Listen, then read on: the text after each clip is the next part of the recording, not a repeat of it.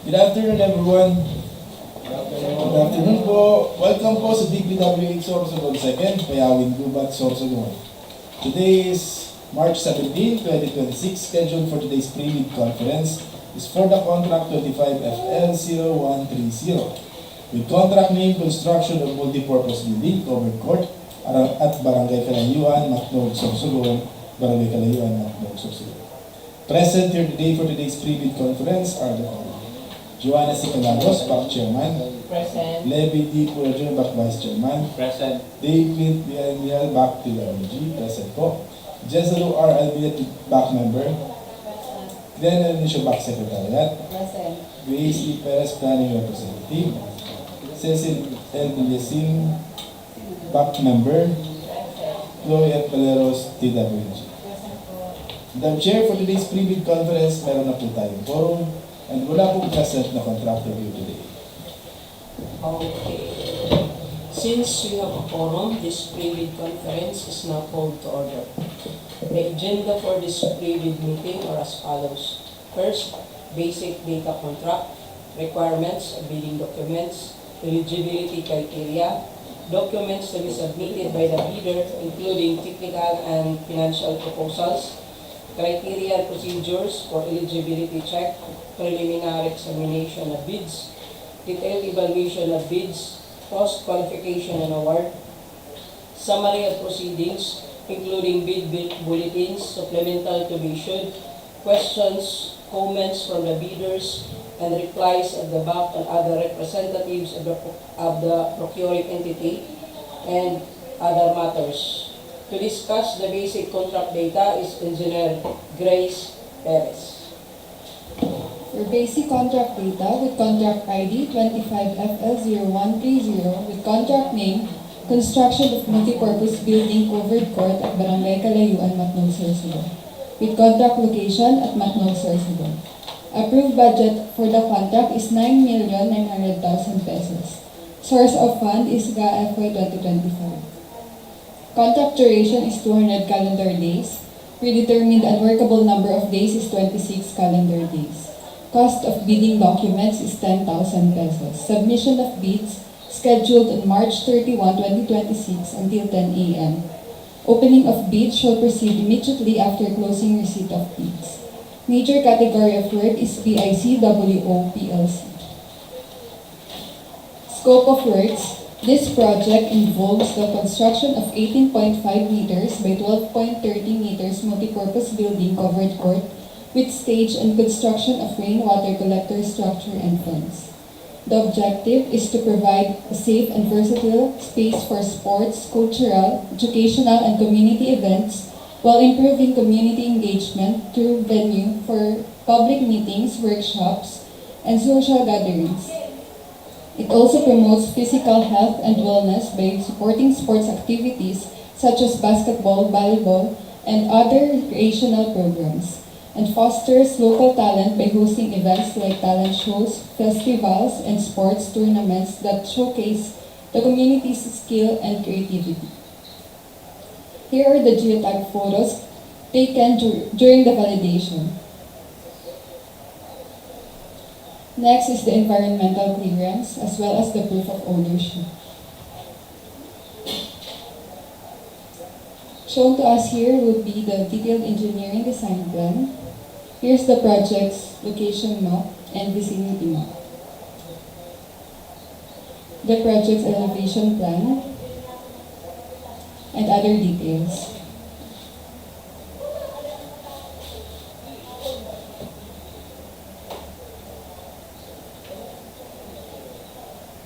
Next is the project's perspective. Requirements of bidding documents, instruction to bidders, general conditions of contract, special conditions of contract, bid data sheet, specifications, DPWH Blue Book Volume 2 and 3, drawings, bill of quantities, and forms. Here's the sample of bid data sheet.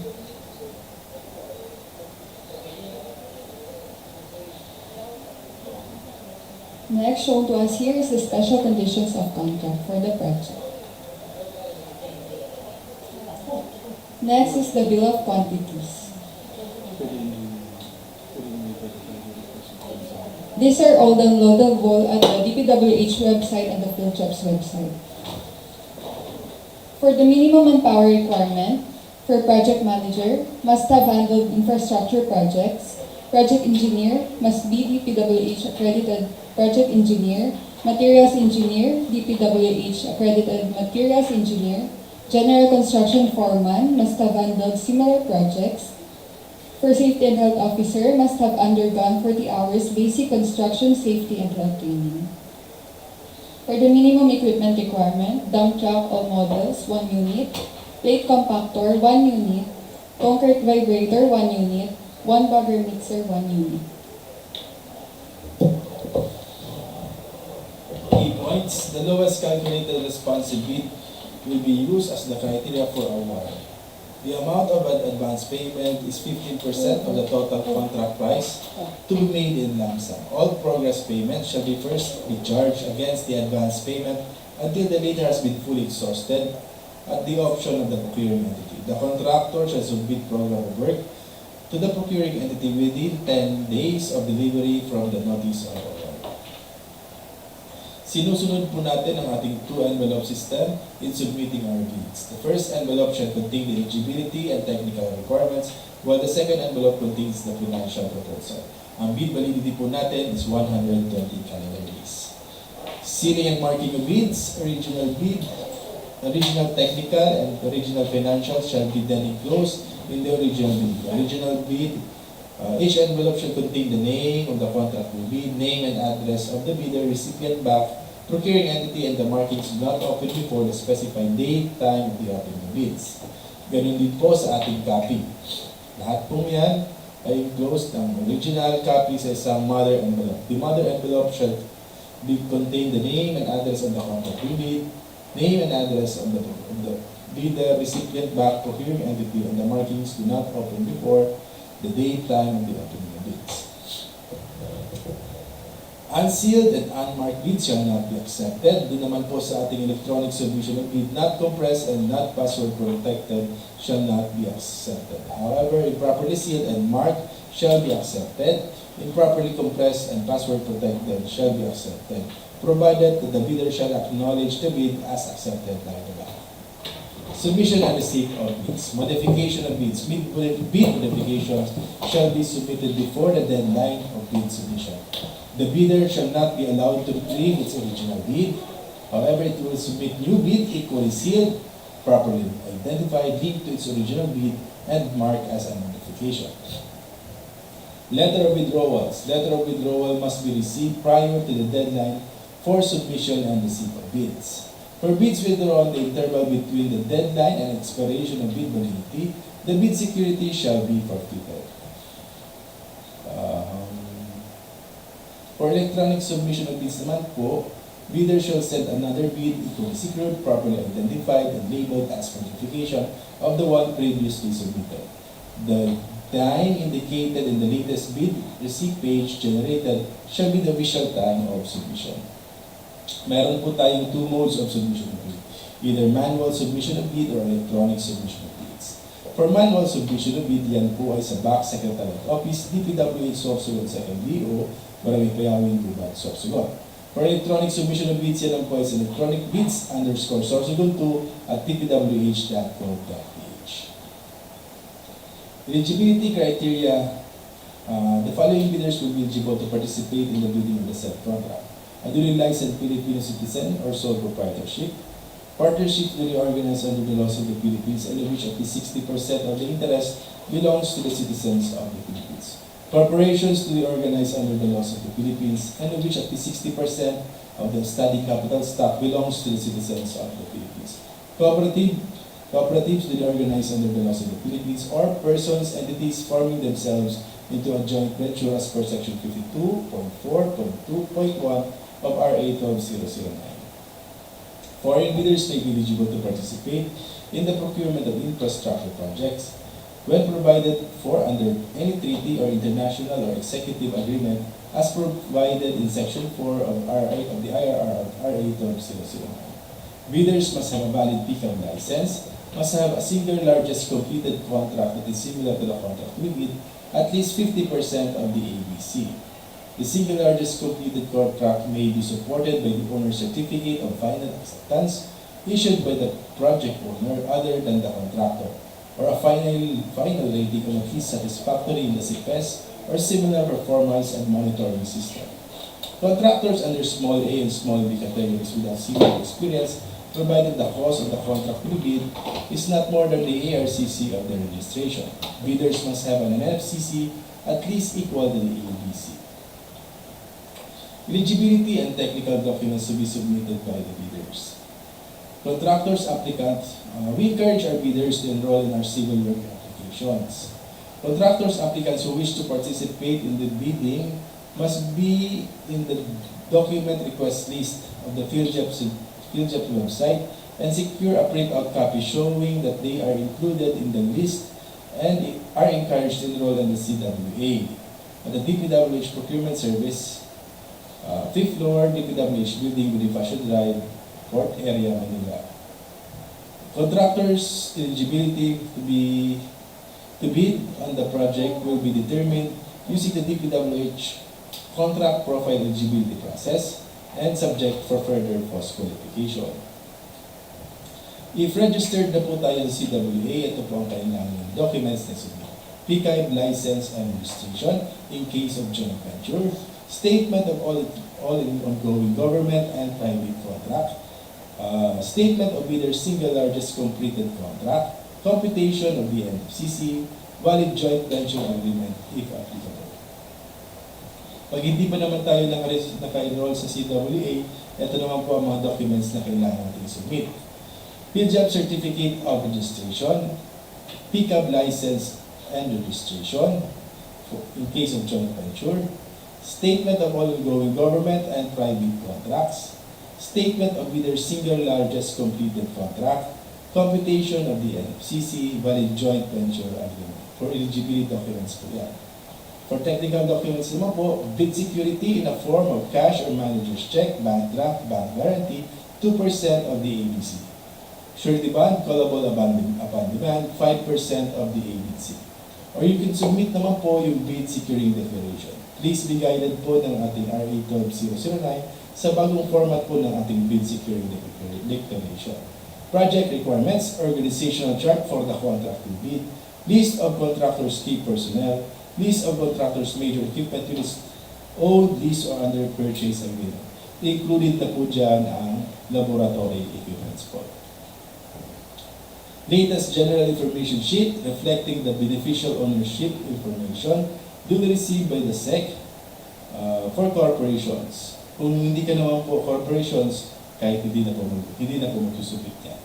ISO 9001 to 2015 certificate or its latest version as applicable as per Department Order Number 110 Series 2024. Omnibus Form Statement to be notarized. Please be guided po ulit ng ating RA 12009 sa ating Omnibus Form Statement. Any omissions po sa mga provision ng Omnibus Form Statement shall be grounds for disqualifications. Dapat po kompleto.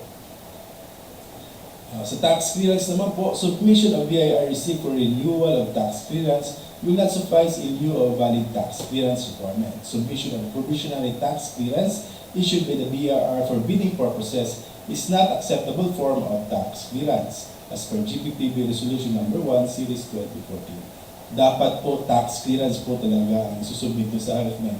Hindi po yung nag-undergo pa lang ng process ng pagbabayad ng tax. Kundi dapat tax clearance po talaga. Statement of all ongoing government and private contracts. The statement of the bidder of all ongoing government and private contracts, including contracts awarded but not yet started, if any, whether similar or not similar in nature and complexity due to the contract will be. Dapat po lahat po nung gawin ninyo ay stated po doon sa document na yun.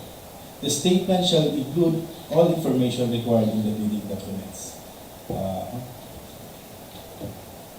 Yan po ang ating format ng ating bid securing declaration as per RA 12009. Downloadable naman po yan. Yan naman po ang Omnibus Form Statement. Downloadable din po yan. Financial envelope shall contain the bid form, summary bid prices in the bill of quantities, Detailed estimate including a summary sheet indicating the unit price of materials, labor, and equipment, cash flow by quarter, month, and payment schedule, other documents required in the bidding documents. Please be guided po ulit ng ating RA 12009 na may panibago na pong format po tayo sa ating bid form. Any omission din po sa provisions na nandyan sa bid form shall be grounds for disqualification. Dapat po kompleto. Yan po, checklist. For detailed evaluation of bids, ang purpose po niyan is to determine the lowest calculated bid by establishing correct calculated prices of bids. Ranking, calculated total bid prices from lowest to highest. The method and non-discretionary criteria shall be used, which shall include consideration of completeness of bids and minor arithmetical corrections. In case of discrepancies po between bid price and figures versus bid price and words, the bid price and words shall prevail. Total price per item versus the unit price for the item times the quantity. The unit price for the item times the quantity shall prevail. Stated total price versus the actual sum of prices of component items. The actual sum of prices of component items shall prevail. Unit cost in the detailed estimate versus the unit cost in the bill of quantities. The unit cost in the bill of quantities shall prevail. Reminders po sa ating mga bidder of the no-contact rule, provision on communication with bidders from bid evaluation until the award of contract. Cost qualification, ang purpose po niyan is to determine whether the lowest calculated bid complies and is responsive to all the requirements and conditions as specified in the bidding documents, to be declared as the lowest calculated and responsive bid, or ang ating LCRB.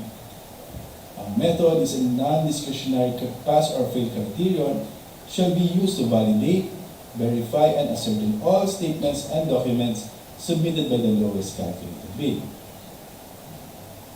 Cost qualification, key personnel verification. If the proposed key technical personnel in an employee of the bidder and working on another project at the time of the bidding, the bidder shall submit a certification that 1. The personnel will be pulled out from the ongoing project once the bidder is awarded the contract. 2. She will be replaced with another person with equally or better qualifications as certified by the head of the implementing office. Sa equipment naman po, also to be verified during post-qualification is the set of equipment pledged by the bidder. The bidder should specify in the submitted bid the location of the equipment where they can be inspected. If any piece of equipment is not in the specified location, then the bidder shall be post-disqualified. Late submission bids without valid reason. Common reasons for bidders disqualification. A. Late submission of bids without valid reason. B. Submission of patently insufficient bid. Diyan po under B, meron pa tayong submission of expired PGAP certificate. Nangyari po yan. Failure to include certificate of employment, contract agreement among key permanent personnel and staff of the firm. Failure to submit the required bid form, kung minsan po luma pa ang nasusubmit. Submission of incomplete, insufficient, or defective bid documents due to non-inclusion or omission of mandatory provisions as stated for the required bid forms.